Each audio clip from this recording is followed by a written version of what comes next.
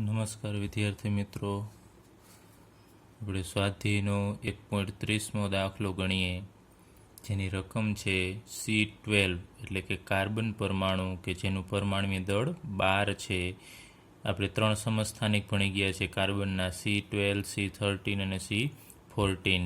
એમાંનો C12 carbon પરમાણુ છે એનું દળ ગ્રામમાં કેટલું થશે એ આપણે મેળવવાનું છે. તો હવે આપણે આગળ ઉપર ભણી ગયા છીએ કે કાર્બન 12 C12 છે એના દળ ઉપરથી આપણે મોલની સંકલ્પના છે એ મેળવી હતી. તો જો આપણી પાસે C12 છે 12 ગ્રામ હોય, 12 ગ્રામ C12 હોય તો એને આપણે શું કહીએ છીએ? 1 મોલ કહીએ છીએ. આવું આપણે આગળ ઉપર ભણી ગયા છીએ. C12 તો કાર્બન પરમાણુનું પરમાણુય દળ એ 12 છે, એટલે આપણે આને પ્રમાણિત ગણેલો હતો આગળ ઉપર. તો 12 ગ્રામ કાર્બન પરમાણુ હોય તો એને આપણે 1 મોલ કહીએ છીએ. અને આગળ ઉપર ભણ્યા હતા કે કોઈ પણ 1 મોલ સંયોજન હોય તો એમાં રહેલા અણુ કે પરમાણુની સંખ્યા એવોગેડ્રો આંક જેટલી હોય, એટલે કે 6.022 ગુણ્યા 10^23. તો અહીંયા કાર્બન છે એના પરમાણુ, કેમ કે કાર્બન એકલો હોય છે એટલે અહીંયા આપણે કાર્બન પરમાણુ લખીએ. આટલા કાર્બન પરમાણુ હશે તો એનો મતલબ કે 1 મોલમાં 6.022 ગુણ્યા 10^23 કાર્બન પરમાણુ હાજર હોય. અથવા તો આપણે એમ પણ કહી શકીએ કે 12 ગ્રામ કાર્બન લેશો તમે C12 વાળો કાર્બન, તો એની અંદર 6.022 ગુણ્યા 10^23 કાર્બન પરમાણુ હોય. અથવા આપણે એમ કહી શકાય કે 6.022 ગુણ્યા 10^23 જેટલા કાર્બન પરમાણુ તમે ભેગા કરશો તો એનું વજન કેટલું થશે? તો 12 ગ્રામ થશે. આટલું તમને ક્લિયર હોવું જોઈએ. તો આપણે 83 આમ મૂકીએ કે આટલા કાર્બન પરમાણુ હોય આપણી પાસે, 6.022 ગુણ્યા 10^23 કાર્બનના પરમાણુ હોય તો એનું દળ બરાબર કેટલું થશે? તો 12 ગ્રામ થશે. 6.022 ગુણ્યા 10^23 જેટલા કાર્બન પરમાણુનું દળ ભેગું કરશો તો 12 ગ્રામ થશે. તો આપણને કીધું છે એક કાર્બન પરમાણુની, C12 પરમાણુ એટલે એક જ કાર્બન પરમાણુનું. તો આપણે એ લખીએ તો એક કાર્બન પરમાણુનું દળ બરાબર કેટલા ગ્રામ થશે? તો ચાલો આ બંનેનો ગુણાકાર કરવાનો થશે, એટલે કે 12 ગુણ્યા 1 છેદમાં આ જશે 6.022 ગુણ્યા 10^23. ચાલો આનો આપણે ભાગાકાર કરીએ.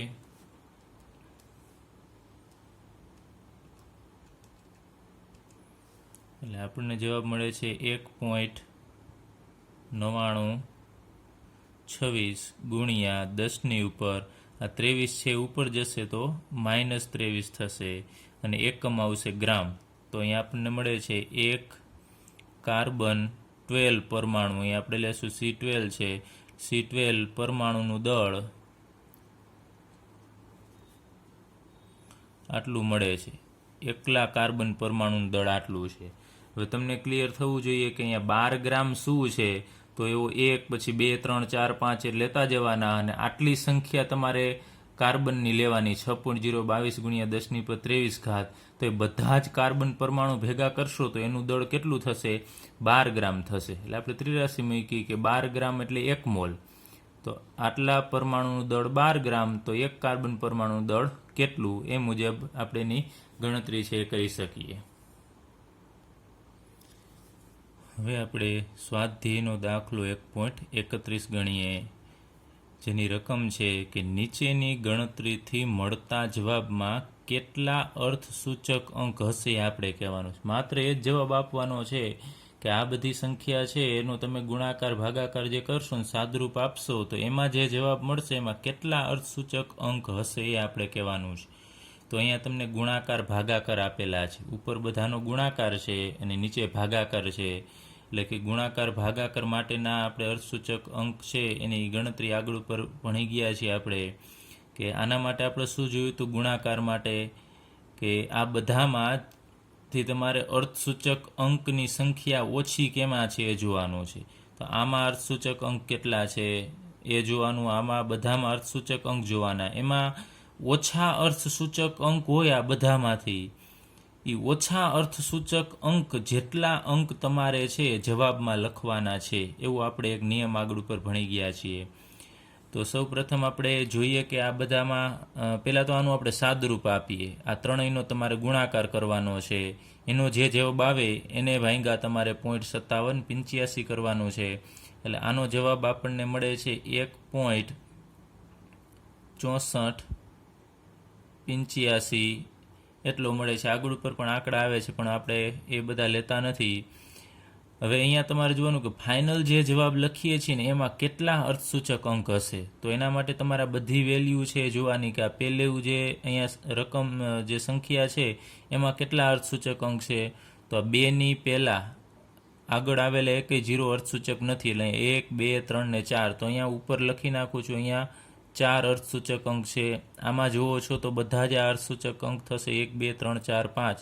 આમાં 5 અર્થસૂચક. આમાં જુઓ છો તો આ 0 અર્થસૂચક નથી, આ 3 અંક અર્થસૂચક થશે એટલે અહીંયા 3. અને આમાં તમે જુઓ છો આ 0 અર્થસૂચક નથી, જ્યારે અહીંયા 1, 2, 3 ને 4. ચાલો આ બધા આપણે અર્થસૂચક અંક લખ્યા છે. એમાંથી ઓછા અર્થસૂચક અંક કયા છે? તો અહીંયા 4, અહીંયા 4, અહીંયા 5 અને અહીંયા 3 છે. તો 3 અંક છે સૌથી ઓછા છે, એટલે ઓછા અર્થસૂચક અંક 0.112માં છે. તો એટલા અર્થસૂચક અંક જેટલો તમારે જવાબ ફાઇનલમાં લખવાનો. એટલે અહીંયા અર્થસૂચક અંક 3 છે, તો અહીંયા તમારે છેલ્લો જવાબ છે 3 અંકમાં લખવાનો, 3 અર્થસૂચક અંકમાં. તો આટલા થશે તમારે 1.64. એટલે તમારે 8 છે એ કાઢવા પડશે અહીંયા. તો 8 નીકળશે એટલે 5 નીકળવાના છે. તો 8 છે એ 5 કરતાં મોટા છે, તો તમારે આગળના એક અંકમાં વધારો કરવો પડશે. એટલે 6, 4ની જગ્યાએ અહીંયા 5 કરવા પડશે. એટલે છેલ્લો જે જવાબ આવશે એમાં 3 અર્થસૂચક અંક આવશે. આપણે કયો જવાબ આવે એ નથી માંગ્યો, પરંતુ આપણે અહીંયા છતાં પણ લખેલો છે કેટલા અર્થસૂચક અંક આવશે ફાઇનલ જવાબમાં એ તમારે કહેવાનો છે. તો આ આપણો જવાબ થશે. તમારે જોવાનું કે ગુણાકાર ભાગાકાર હોય એમાં સૌથી ઓછા અર્થસૂચક અંક જેમાં હોય એટલા અર્થસૂચક અંક છે એ ફાઇનલ જવાબમાં આવવા જોઈએ.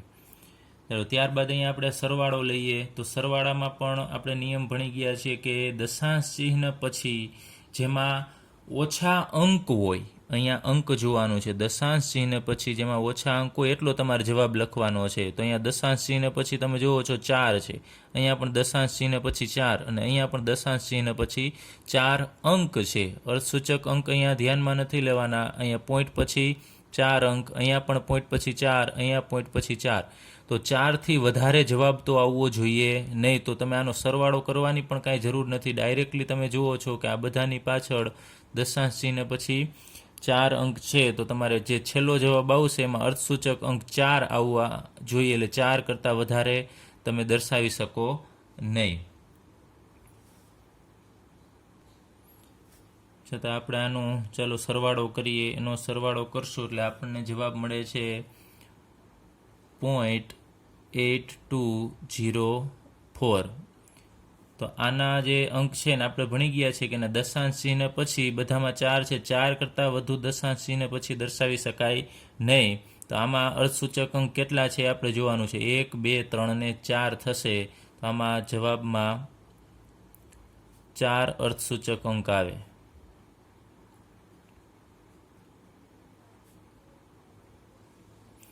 ચાલો એ જ રીતે અહીંયા 5 ગુણ્યા 5.364. આમાં તમારે આ ગુણાકાર છે. આગળ ઉપર પણ આપણે ગુણાકાર ભાગાકારના નિયમમાં કીધું હતું જેમાં ઓછા અર્થસૂચક અંક હોય એને આપણે ધ્યાનમાં લેવાના. તો અહીંયા અર્થસૂચક અંક કેટલા છે? તો 1 છે, ને આમાં કેટલા છે? 4 છે. તો તમે આનો ગુણાકાર કરશો તો જવાબમાં તમારે ફાઇનલ ઓછા અર્થસૂચક અંક જેટલું દર્શાવવું પડશે, પરંતુ અહીંયા એ નિયમ લાગુ પડશે નહીં, કારણ કે આ એક્ઝેક્ટ અંક છે. જો તમે જુઓ છો કે આ પૂર્ણ સંખ્યા છે, તો પૂર્ણ સંખ્યાને ધ્યાનમાં લેવાની નહીં. યાદ રાખજો, અહીંયા પોઈન્ટ હોત તો ધ્યાનમાં લેવું પડે, પણ પૂર્ણ સંખ્યાને ધ્યાનમાં નથી લેવાની. તો અહીંયા આપણે આનો ગુણાકાર કરીએ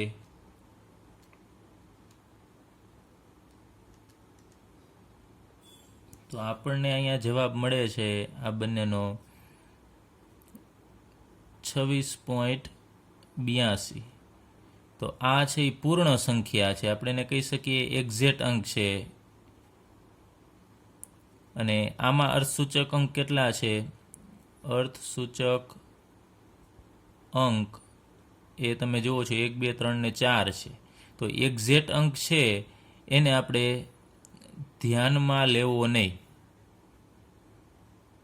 યાદ રાખજો ખાસ, અહીંયા 5 હોય, 7 હોય, 12 હોય, 15 હોય, પૂર્ણ સંખ્યા હોય તો એક્ઝેક્ટ અંક કહેવાય, એને આપણે ધ્યાનમાં લેવાનો થશે નહીં. એના સિવાય તમારે જો હજી કોઈ સંખ્યા હોત તો એ બેની કમ્પેરિઝન કરવાની કે એમાંથી ઓછા અર્થસૂચક અંક જેટલો જવાબ લખવાનો.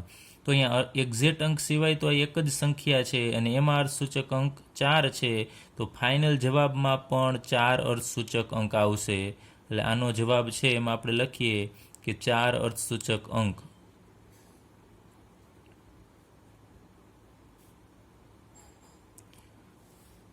ચાલો અહીંયા ફરીથી જોઈએ. આનો ગુણાકારનો નિયમ એવો હશે કે ગુણાકાર ભાગાકારમાં ઓછા અર્થસૂચક અંક હોય એટલો તમારે છેલ્લો જવાબ લખવાનો, એટલા અર્થસૂચક અંકમાં. તો અહીંયા જુઓ છો કે અહીંયા અર્થસૂચક અંક એક જ ગણાય અને આમાં 4 છે. તો હકીકતમાં એક અંકમાં તો તમે કેવી રીતે જવાબ દર્શાવો? એટલે એક્ઝેક્ટ અંકને અહીંયા ધ્યાનમાં લેવામાં આવતો નથી. તો એના સિવાયની જે સંખ્યા હોય એના અર્થસૂચક અંક ધ્યાનમાં લેવાના. અહીંયા એક જ એના સિવાયની સંખ્યા છે તો 4 અર્થસૂચક છે તો ફાઇનલ 4 લેવાનો. પણ જો આના સિવાય હજી કોઈ સંખ્યા હોત અને એમાં અર્થસૂચક અંક ઓછા હોત તો એને ધ્યાનમાં લેવા પડે.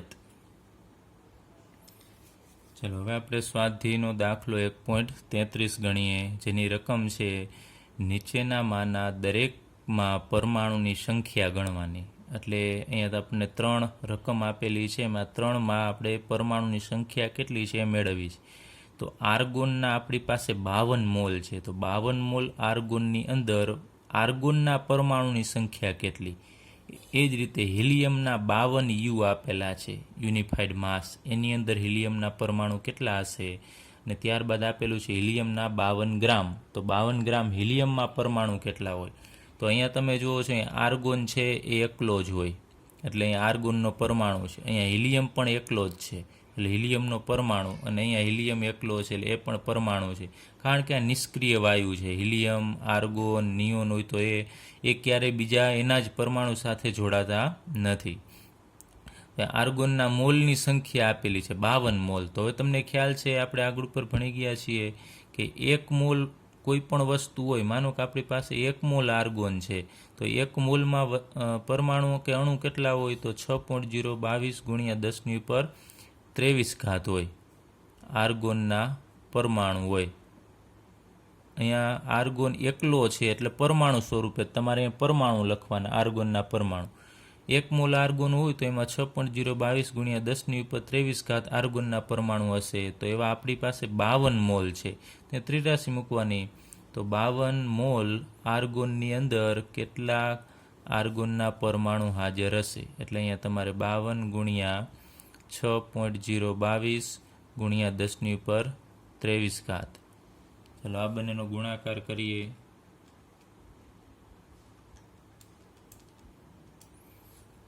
આપણને જવાબ મળે છે 313.144 ગુણ્યા 10^23.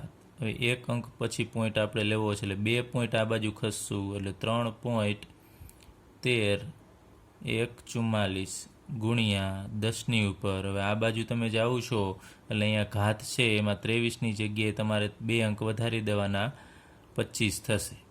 તો આટલા આર્ગોનના પરમાણુ હાજર હશે. કેટલામાં? તો 52 મોલ આર્ગોન હશે, એની અંદર 3.13 ગુણ્યા 10^25 આર્ગોનના પરમાણુ હાજર હોય. ચાલો એ જ રીતે હવે આપણે લઈએ હિલિયમના 52 યુ. તો અહીંયા તમને એકમ કયો આપેલો છે? યુ એટલે યુનિફાઈડ માસ. તો તમને ખ્યાલ હોવો જોઈએ એક હિલિયમનો પરમાણુ હોય એના કેટલા યુનિફાઈડ માસ થાય, એટલે કે હિલિયમનું પરમાણુય દળ તમને ખ્યાલ હોવું જોઈએ. હિલિયમનું પરમાણુય દળ બરાબર 4 યુનિફાઈડ માસ છે અથવા 4 AMU પણ લખી શકો. એક હિલિયમ પરમાણુનું દળ 4 U છે. યાદ રાખજો, કોઈ પણના પરમાણુય દળ આપેલા હોય એક જ પરમાણુનું હોય. એટલે અહીંયા હિલિયમનું પરમાણુય દળ 4 મીન્સ કે જો 4 U તમારી પાસે હોય યુનિફાઈડ માસ જેટલા હિલિયમ, તો એ એક હિલિયમનો પરમાણુ કહેવાય. તો અહીંયા આપણે લખીએ 4 U હિલિયમના હોય તો બરાબર સામે એક હિલિયમનો પરમાણુ. જો 4 U જેટલા હિલિયમ હોય તો એક હિલિયમનો પરમાણુ કહેવાય. તો એવા આપણી પાસે કેટલા છે? અહીંયા 52 U જેટલા હિલિયમ છે. તો એમાં કેટલા હિલિયમના પરમાણુ હોય? તો આ બંનેનો ગુણાકાર 52 ગુણ્યા 1 એટલે એ 52 જ થશે. છેદમાં અહીંયા 4, તો એનો આપણે ભાગાકાર કરીએ એટલે 13 જવાબ આવશે. એટલે અહીંયા 13 હિલિયમના પરમાણુ હશે. કેટલામાં? તો 52 યુનિફાઈડ હિલિયમ છે એની અંદર 13 હિલિયમના પરમાણુ. એટલે 13 હિલિયમના પરમાણુ ભેગા કરશો એટલે એનું દળ છે એ 52 યુનિફાઈડ માસ જેટલું થશે. જે એકમ આપેલું હોય એ મુજબ તમારે અહીંયા ગણતરી કરવાની થશે. ચાલો હવે આપણે ત્રીજું લઈએ. હિલિયમના ગ્રામ આપેલા છે, તો ગ્રામ એટલે એનું દળ થશે, એ ગ્રામમાં આપેલું છે. તો એના ઉપરથી આપણે સૌપ્રથમ મોલ મેળવી લેવાના. તો આપણે લખીએ અહીંયા હિલિયમના મોલ. મોલ બરાબર દળના છેદમાં મોલર દળ. દળ કેટલું છે? તો એ 52 છે. છેદમાં મોલર દળ એટલે હિલિયમનું પરમાણુય દળ લઈ લેવાનું. એ મોલર દળની રીતે લેશો તો 4 ગ્રામ પ્રતિ મોલ થશે. એટલે 4 લઈ લેવાનું છે છેદમાં. તો 52 ભાગ્યા 4 કરશો એટલે આપણે અહીંયા જે મેળવાય જ તમને 13 મળશે. તો અહીંયા હિલિયમના મોલ તમને 13 મળે છે. હવે 13 મોલ મળે છે, જોજો ખાસ. અહીંયા આપણી પાસે જેમ કીધું હતું આર્ગોનના 52 મોલ હતા, એવી રીતે અહીંયા હવે હિલિયમના મોલ આપણને મળે છે. તો અહીંયા જેમ આપણે 83 મૂકી હતી કે 1 મોલ એટલે 6.022 ગુણ્યા 10^23, તો 52 કેટલા એમ અહીંયા 13 કેટલા, એ રીતે 83 મૂકવાની. તો અહીંયા આપણે લખીએ 1 મોલ હિલિયમ બરાબર 6.022 ગુણ્યા 10^23 હિલિયમના પરમાણુ. ચલો આટલા હિલિયમના પરમાણુ હશે. તો આપણી પાસે કેટલા મોલ છે? તો લખવાનું 13 મોલ છે. તો 13 મોલ હિલિયમની અંદર કેટલા હિલિયમના પરમાણુ હશે? એટલે 13 ગુણ્યા 6.022 ગુણ્યા 10^23. તેનો જવાબ આપણને મળે છે 78.286 ગુણ્યા 10^23. હવે એક અંક પછી પોઈન્ટ આપણે લઈ આવીએ તો 7.8286 થશે ગુણ્યા 10^, અહીંયા 23 છે, આ બાજુ ખસેડો છે એટલે એક વધારો થશે, 23માંથી 24. એટલે આટલા હિલિયમના પરમાણુ હાજર હશે.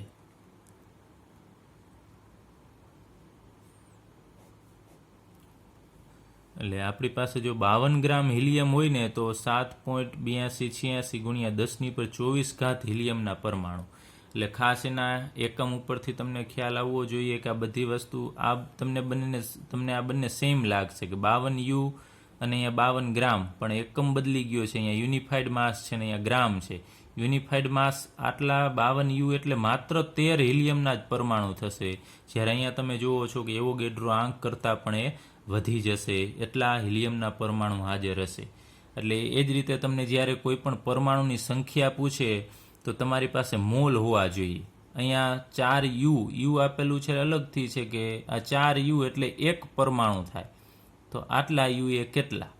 એ જ રીતે ગ્રામ આપેલું હોય તો ગ્રામ ઉપરથી તમારે શું સૌપ્રથમ મેળવી લેવાનું? મોલ, અને પછી 83 મૂકવાની. 1 મોલમાં 6.022 ગુણ્યા 10^23, તો 13માં કેટલા? અહીંયા ડાયરેક્ટ મોલ હતા તો ડાયરેક્ટ 83 મૂકી દેવાની.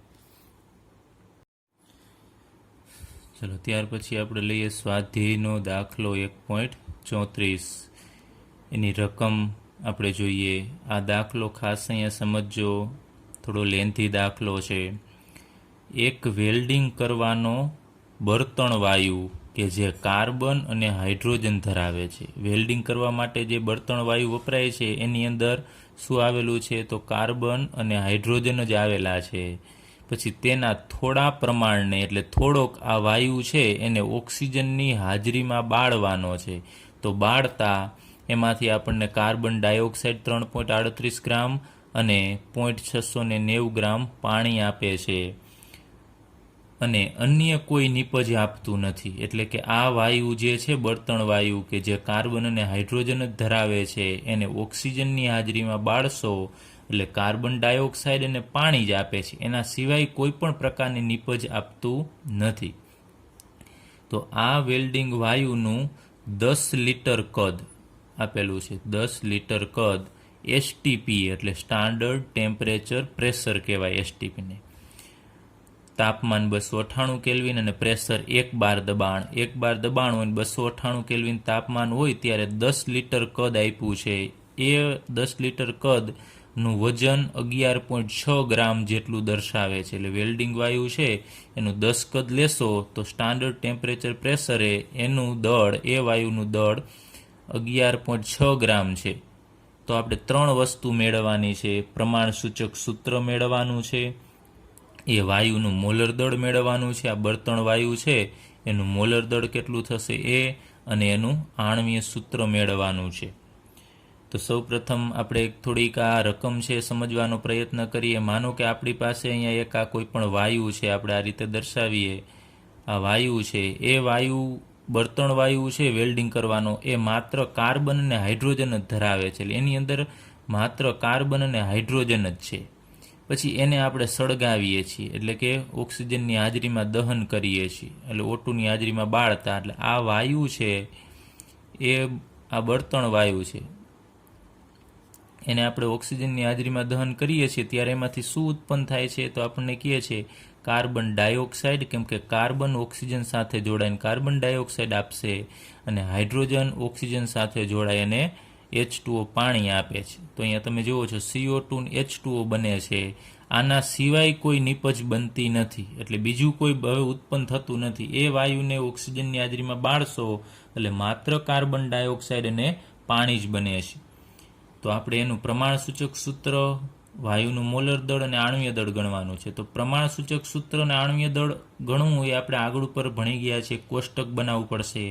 એના માટે આપણી પાસે જે કાર્બન અને હાઇડ્રોજન છે એની ટકાવારીની જરૂર પડશે. આના ટકા છે એ કેટલા છે એ આપણે મેળવવા પડશે, કેમ કે એના ઉપરથી જ આપણે પ્રમાણ સૂચક સૂત્ર મેળવીશું અને એના ઉપરથી આણ્વીય સૂત્ર મેળવીશું. તો સૌ પ્રથમ આપણે જે બળતણ વાયુ છે એની અંદર રહેલો કાર્બન અને હાઇડ્રોજન એની દળ ટકાવારી આપણે ગણશું અને પછી પ્રમાણ સૂચક સૂત્ર ગણશું. તો એની દળ ટકાવારી કઈ રીતે ગણવી? તો આપણે આપેલું છે અહીંયા 3.38 ગ્રામ. આ 3.38 ગ્રામ જેટલો CO2 બને છે અને 690 ગ્રામ જેટલું પાણી બને છે. એના ઉપરથી આપણે ગણતરી કરીશું. હવે CO2 છે એ CO2નું મોલર દળ કેટલું થશે એ તમને ખ્યાલ હોવું જોઈએ. મોલર દળ એટલે 1 મોલનું દળ. 1 મોલ CO2 છે એમાં 1 કાર્બન છે, અહીંયા એના આણ્વીય સૂત્રમાં 1 કાર્બન ને 2 ઓક્સિજન. તો કાર્બનનું દળ કેટલું છે? તો 12 પ્લસ અહીંયા ઓક્સિજનનું 2નું ભેગા કરશો એટલે 16 દુને 32 થશે. એ બંનેનો સરવાળો કરો એટલે 44 ગ્રામ પ્રતિ મોલ થશે. એ જ રીતે પાણીનું મોલર દળ, હાઇડ્રોજન છે એ કેટલા છે? તો તમે જુઓ છો અહીંયા 2, 1 હાઇડ્રોજનનું પરમાણુ દળ 1 થશે, એવા 2 હાઇડ્રોજનનું 2, તો અહીંયા 2 પ્લસ 1 ઓક્સિજનનું દળ 16, તો અહીંયા 16 ને 2 18 ગ્રામ પ્રતિ મોલ થશે. તો આપણે કહીએ કે જો આપણી પાસે 44 ગ્રામ CO2 હોય તો એની અંદર કાર્બન કેટલું હોય? તો આ 44 ગ્રામ કઈ રીતે આવ્યા? તો 32 ઓક્સિજનનું દળ ગણ્યું આપણે અને 12 ગ્રામ શું ગણ્યા છે? આ કાર્બન ગણેલા છે. તો 44 ગ્રામ હોય એમાં 12 ગ્રામ કાર્બન છે એવું આપણે કહી શકાય. તો અહીં આપણે લખીએ કે 44 ગ્રામ CO2 આપણી પાસે હોય એની અંદર 44 ગ્રામ CO2માં કેટલો કાર્બન હશે? તો 12 ગ્રામ હશે, કારણ કે 44 ગ્રામ કઈ રીતે આવ્યા? તો 12 + 32, એમાં 12 આપણે કાર્બન લીધેલો છે તો એ 12 ગ્રામ કાર્બન સી ધરાવે. 44 ગ્રામ CO2 માં 12 ગ્રામ કાર્બન આવેલું હોય છે, એટલે કે 44 ગ્રામ CO2 12 ગ્રામ કાર્બન ધરાવે. તો હવે આપણી પાસે CO2 છે કેટલો, ઉત્પન્ન કેટલો થાય છે, અહીંયા તમે જુઓ છો 3.38, તો અહીંયા 83 મૂકવાની. 3.38 ગ્રામ CO2 છે, એની અંદર કેટલો કાર્બન આવેલો હશે, તો આ બંનેનો ગુણાકાર કરવાનો થશે 3.38 ગુણ્યા 12/44. ચાલો આનું સાદરૂપ આપીએ.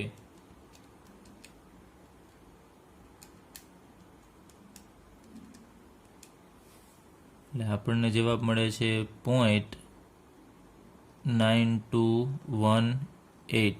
આટલા ગ્રામ કાર્બન છે. ચાલો આપણને કાર્બનનું દળ મળી ગયું કે જે CO2 હશે એની અંદર કાર્બન કેટલો આવેલો છે, તો 0.918. આટલા ગ્રામ CO2 હોય તો એની અંદર કાર્બન આટલો હશે. ચાલો એ જ રીતે હવે આપણે હાઇડ્રોજનનું દળ મેળવવું છે. તો હાઇડ્રોજન છે, આ વાયુનો હાઇડ્રોજન નિપજ તરીકે કેમાં જાય છે, તો પાણીમાં. તો અહીંયા આપણે લખીએ એનું આ મુજબ જ અહીંયા 83 મૂકવાની છે. H2 આપણી પાસે જો 18 ગ્રામ હોય તો 18 ગ્રામ H2ઓમાં હાઇડ્રોજન કેટલો હશે તમે જુઓ છો 2 ગ્રામ. 2 હાઇડ્રોજન એટલે એનું દળ 2 ગ્રામ થશે. તો અહીંયા 18 ગ્રામ H2ઓમાં આપણે કહી શકાય કે 2 ગ્રામ હાઇડ્રોજન હોય. તો એ જ રીતે આપણી પાસે પાણી કેટલું છે, અહીંયા ઉત્પન્ન કેટલું થાય છે, તો 0.690 જેટલું. તો અહીંયા લખવાનું તમારે 0.690 ગ્રામ H2O છે, તો એની અંદર કેટલા ગ્રામ હાઇડ્રોજન હશે. તો આ બંનેનો ગુણાકાર કરીએ 0.690 × 2/18. ચાલો એનું સાદરૂપ આપીએ 0.69 ગુણ્યા 2/18. તો એ આપણને મળે છે 0.0766.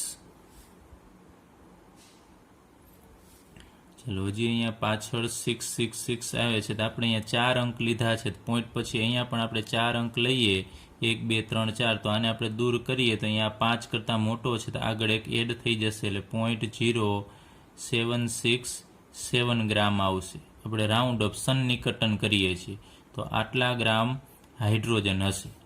ચાલો તમને એટલું ક્લિયર હોવું જોઈએ કે આટલા ગ્રામ CO2 છે 3.38 ઉત્પન્ન થાય છે, એમાં કાર્બન આટલો હશે, અને પાણી જે આટલા ગ્રામ ઉત્પન્ન થશે એની અંદર હાઇડ્રોજન આટલો આવેલો છે. હવે આપણે એની દળ ટકાવારી મેળવવી છે. ખાસ અહીંયા ધ્યાન આપજો, CO2માં રહેલો કાર્બન આટલો ઉત્પન્ન થશે અને પાણીમાં રહેલો હાઇડ્રોજન આટલું ઉત્પન્ન થશે. એટલે અહીંયા જે CO2 બને છે 3.38, એમાંથી કાર્બન કેટલો છે, તો 0.9218 ગ્રામ છે, અને પાણી બને છે એમાં માત્ર હાઇડ્રોજનનું દળ કેટલું હશે, તો 0.0767 ગ્રામ હાઇડ્રોજન હશે. તો આપણે અહીંયા લખીએ કે કુલ દળ કેટલું થશે. જે સંયોજન અહીંયા હશે, આ જગ્યાએ જે બળતણ વાયુ છે એ એનું દળ, કેમ કે એની અંદર તો માત્ર કાર્બન ને હાઇડ્રોજન હતો. જે કાર્બન હતો એ CO2 સ્વરૂપે અહીંયા ઉત્પન્ન થાય છે, અને હાઇડ્રોજન હતો એ H2O સ્વરૂપે. તો હવે અહીંયા બળતણ વાયુ છે એનું દળ કેટલું છે એ આપણે લઈએ. સંયોજનનું કુલ દળ બરાબર કેટલું થશે, તો કાર્બનનું દળ પ્લસ હાઇડ્રોજનનું દળ. તો કાર્બનનું દળ આપણને મળે છે 0.9218 પ્લસ હાઇડ્રોજનનું દળ 0.0767. ચાલો આપણે આનો સરવાળો કરીએ.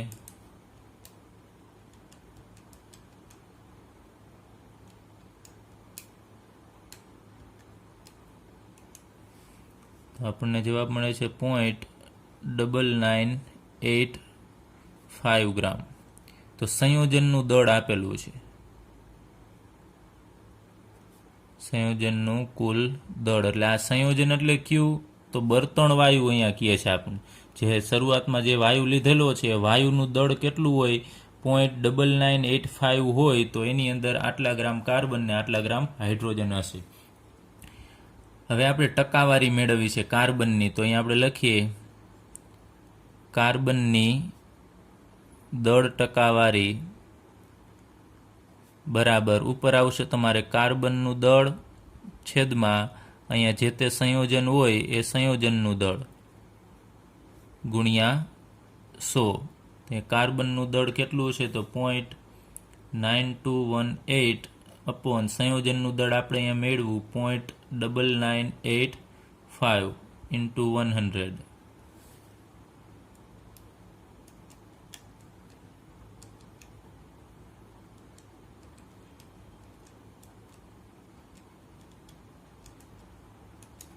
ચલો આનું સાદુરૂપ આપીએ એટલે આપણને મળે છે જવાબ 92.32.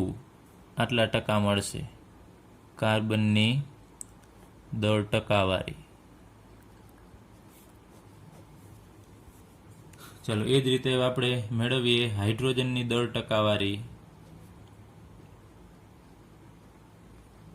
આપણે ડાયરેક્ટ લખીએ ઉપર આવશે તમારે કાર્બનના દળની જગ્યાએ હાઇડ્રોજનનું દળ જે અહીં આપેલું છે આપણને આપણે મેળવું છે 0.0767 છેદમાં સંયોજનનું દળ 0.9985 ઇન્ટુ 100. ચલો આનું સાદુરૂપ આપીએ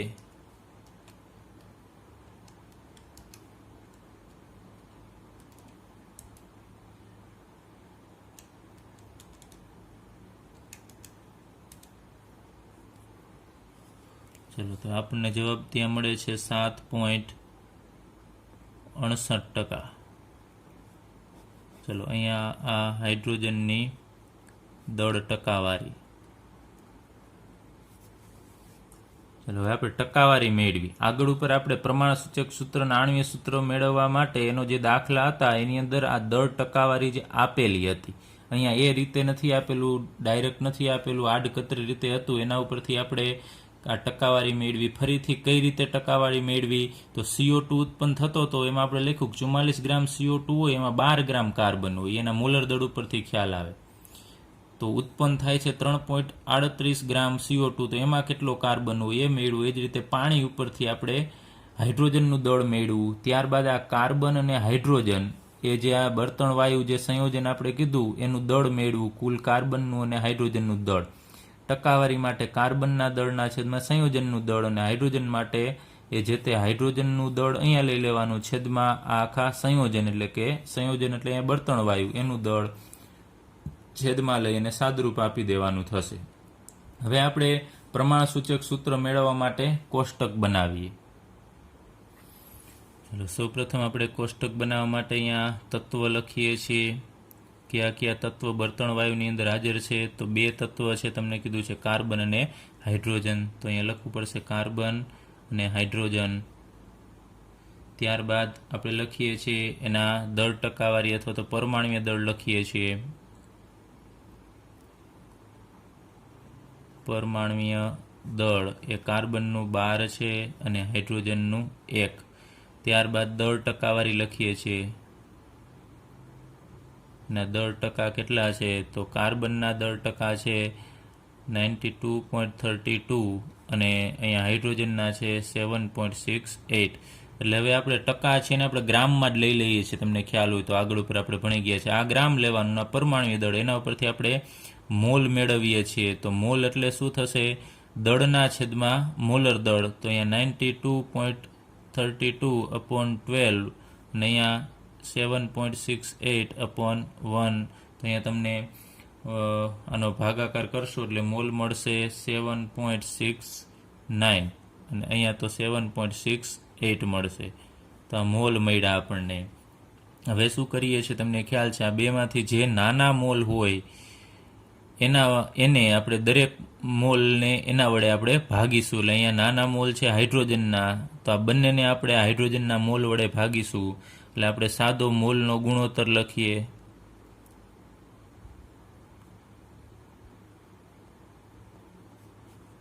તો અહીંયા 7.69 અથવા તમે ઉપર લખી શકો નાના મોલ વડે આપણે દરેકને ભાગવાના છે. તો 7.69 અપોન 7.68 અને અહીંયા પણ આ 7.68 છે એને એ જ સંખ્યા વડે ભાગવાનું.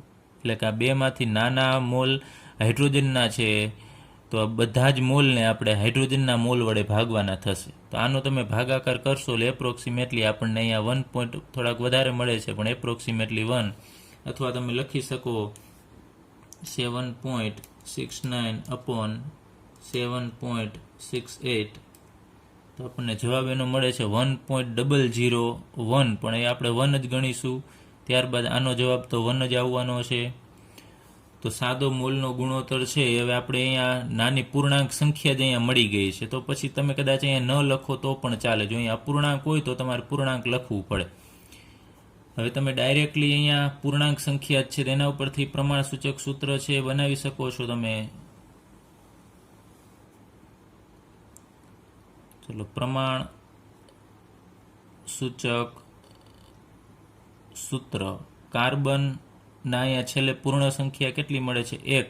તો કાર્બન 1 હશે એટલે C1 લખવાની જરૂર નથી ને હાઇડ્રોજન પણ 1 છે તો અહીંયા CH એનું પ્રમાણસૂચક સૂત્ર બનશે. એટલે અહીંયા C1 અને હાઇડ્રોજન 1, અહીંયા C1H1 કરવાની કોઈ જરૂર નથી. CH લખી નાખશો એટલે એનું પ્રમાણસૂચક સૂત્ર થશે.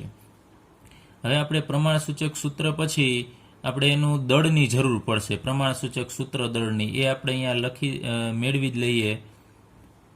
પ્રમાણસૂચક સૂત્ર દળ કેટલું થશે? તો કાર્બન છે એનું 12 અને હાઇડ્રોજનનું 1 એટલે ટોટલ 13 થશે. એનું પ્રમાણસૂચક સૂત્ર દળ 13. તો અહીંયા આપણને પહેલો જવાબ જે માગેલો હતો એ મળી ગયો છે. પ્રમાણસૂચક સૂત્ર આપણને CH મળશે. ચાલો, હવે આપણે આણ્વીય સૂત્ર મેળવવા માટે તમને ખ્યાલ છે કે મોલર દળની જરૂર પડશે. તો આપણે મોલર દળ મેળવવાનું છે અને રકમમાં પણ કીધું છે વાયુનું મોલર દળ મેળવો. હવે આપણે રકમ જોઈએ. રકમમાં આપણને આપેલું છે કે 10 લીટર. અહીંયા તમે જુઓ છો કે 10 લીટર કદ જે આપણને વેલ્ડિંગ વાયુ આપેલો હતો, આ બળતણ કોષ જે વાયુ છે એનું 10 લીટર કદ છે અને એનું દળ આપેલું છે 11.6 ગ્રામ. તો 10 લીટર આપણી પાસે વાયુ હોય એ બળતણ વાયુ અને એનું કદ STP આપેલું છે, સ્ટાન્ડર્ડ ટેમ્પરેચર અને પ્રેશર, એટલે 298 કેલ્વિન તાપમાન 1 બાર દબાણે એ વાયુનું કદ 10 લીટર હશે અને એ 10 લીટર વાયુનું દળ 11.6 ગ્રામ હશે. એના ઉપરથી આપણે એનું મોલર દળ મેળવીએ. ચલો, અહીંયા આપણને પહેલો જવાબ મળી ગયો છે. આપણે બીજો જવાબ જે મેળવવાનો છે એ લખીએ. વાયુનું મોલર દળ.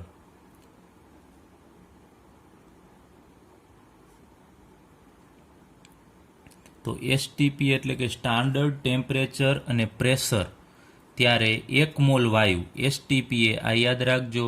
STP એટલે સ્ટાન્ડર્ડ ટેમ્પરેચર પ્રેશર એટલે કે પ્રમાણિત તાપમાન ને દબાણ.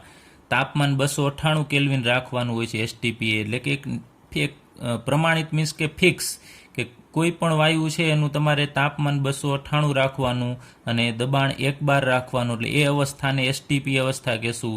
તો 298 કેલ્વિન તાપમાન અને 1 બાર દબાણે કોઈ પણ વાયુ હશે એ 1 મોલ વાયુનું કદ બરાબર 22.4 લીટર થાય. આ યાદ રાખજો. STP અવસ્થાએ કોઈ પણ એક મોલ વાયુ લેશો, હાઇડ્રોજન, નાઇટ્રોજન, ઓક્સિજન કોઈ પણ, તો એનું કદ 22.4 લીટર થાય છે. તો જો આપણી પાસે 22.4 લીટર વાયુ હોય તો એનો મતલબ કે 1 મોલ વાયુ છે એવું આપણે કહી શકીએ. ફરીથી 22.4 લીટર વાયુ હોય તો 1 મોલ વાયુ, અને 1 મોલ વાયુનું દળ તો તમને ખબર જ હોય કેટલું હોય છે. એના ઉપરથી આપણે ગણતરી કરીશું. તો આપણને રકમમાં આપેલું છે કે 10 લીટર વાયુ આપણી પાસે છે. જે બળતણ વાયુ છે એ 10 લીટર છે. તો 10 લીટર વાયુનું STP આ જે કદ આપેલું છે, વાયુનું કદ STP છે, એનું દળ કેટલું છે એ રકમમાં આપેલું છે એ 11.6 ગ્રામ છે. 10 લીટર વાયુ કે જેનું કદ STP છે એ 11.6 ગ્રામ હશે. એટલે આટલા વાયુનું દળ 11.6 છે. તો જો આપણે લઈએ અહીંયા 22.4 લીટર વાયુ છે એનું STP કદ છે તો એનું દળ કેટલું થશે. તો અહીંયા આપણે આનો ગુણાકાર કરીએ. 22.4 ગુણ્યા 11.6 ના છેદમાં 10. તો આનું આપણે સાદુરૂપ આપીએ તો આપણને જવાબ મળે છે 25.984 ગ્રામ. આટલું દળ મળે. કેટલા લીટર વાયુનું? તો 22.4 લીટર વાયુ હોય તો એનું આ STPA વાયુ હોય તો એનું દળ 25 ગ્રામ. તો આગળ ઉપર આપણે ભણી ગયા કે STPA 1 મોલ વાયુનું કદ 22.4 લીટર હોય. તો અહીંયા આપણે મેળવ્યું કે 22.4 લીટર જો આ બળતણ વાયુ હશે તો એનું દળ કેટલું હશે? તો 25.984 હશે. તો 22.4 લીટર એટલે કેટલા મોલ થશે? 1 મોલ. તો એનો મતલબ કે 22.4 લીટર આપણે જે વાયુ અહીંયા એનું દળ જે મેળવ્યું એ 1 મોલ થશે. અહીંયા જે છે 1 મોલ. તો આપણે અહીંયા કહી શકીએ આ 1 મોલનું દળ છે અને 1 મોલનું દળ એ જેનું મોલર દળ થશે. તો આપણે લખી શકીએ એનું જે તે વાયુ છે એનું મોલર દળ બરાબર અહીંયા 25.984 થશે ગ્રામ પ્રતિ મોલ. એટલે આ રીતે ત્રિરાશિ મૂકવાની તમારે. 22.4 લીટરે તમને જે દળ મળશે ને એ એનું મોલર દળ થશે, કારણ કે એ 1 મોલ થશે. 22.4 લીટર એટલે 1 મોલ, અને 1 મોલનું દળ જે મળે એ જ એનું મોલર દળ થશે. ચલો, તો આપણને બીજો જવાબ મળી ગયો. વાયુનું મોલર દળ કેટલું છે? 25.984 ગ્રામ પ્રતિ મોલ એ વાયુનું મોલર દળ. આ બીજો જવાબ મળી ગયો. હવે આપણે ફાઇનલ જવાબ છે મેળવવાનો છે. એનું આણ્વીય સૂત્ર મેળવવાનું છે. તો આપણે એનો ત્રીજો જવાબ મેળવીએ. આણ્વીય સૂત્ર.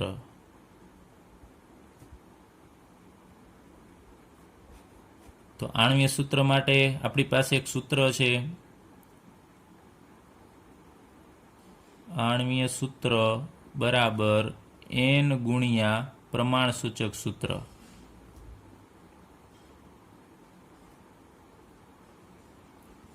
તો પ્રમાણસૂચક સૂત્ર આપણી પાસે છે CH. તો n મેળવવાનું છે. તો n ની વેલ્યુ કેટલી થશે? તો n છે તમને ખ્યાલ છે, તમારે ઉપર લેવાનું થશે, મોલર દળ લેવાનું થશે, છેદમાં નીચે પ્રમાણસૂચક સૂત્ર દળ. ચલો, મોલર દળ કેટલું છે? તો અહીંયા 25.984 આપણને મળ્યું, છેદમાં પ્રમાણસૂચક સૂત્ર દળ આપણે અહીંયા મેળવી લીધું હતું 13. તેનો ભાગાકાર કરીએ.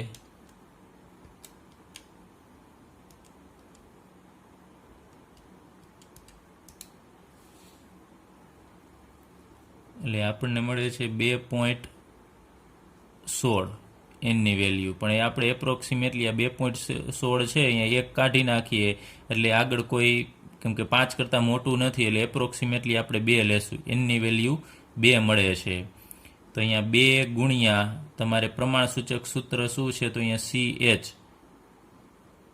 તો એનો મતલબ કે કાર્બન અહીંયા 1 છે, એને ગુણ્યા 2 એટલે 2 કાર્બન થશે C2, અને હાઇડ્રોજન પણ કેટલા થશે? 2. એટલે આપણને આણ્વીય સૂત્ર ફાઇનલી મળી ગયું કે બળતણ વાયુ હતો એનું આણ્વીય સૂત્ર થશે C2H2. અને અહીંયા આપણે જે વાયુનું મોલર દળ મેળવ્યું એ પણ તમે અહીંયા એપ્રોક્સિમેટલી જે 25.984 છે, તમે એપ્રોક્સિમેટલી અહીંયા કહી શકો એ 26 ગ્રામ પ્રતિ મોલ આપણે લખી શકીએ, કેમ કે 0.98 છે એટલે 100ની નજીક કહેવાય, એટલે આપણે 26 લખી શકીએ. તો એ જો તમે અહીંયા 26 મૂકશો તો તમને અહીંયા પરફેક્ટલી અહીંયા 2 જવાબ મળશે, અથવા તમે ન લ્યો તો અહીંયા એપ્રોક્સિમેટલી 2 લઈ લેવાના થશે. તો અહીંયા આપણો આ દાખલો પૂરો થાય છે. આ દાખલો ઘણો બધો લેન્ધી છે. શરૂઆતમાં તમારે ટકાવારી મેળવવાની, અને એના ઉપરથી આપણે પ્રમાણસૂચક સૂત્રવાળું કોષ્ટક, પછી વાયુનું મોલર દળ, અને પછી છેલ્લે આપણે આણ્વીય સૂત્ર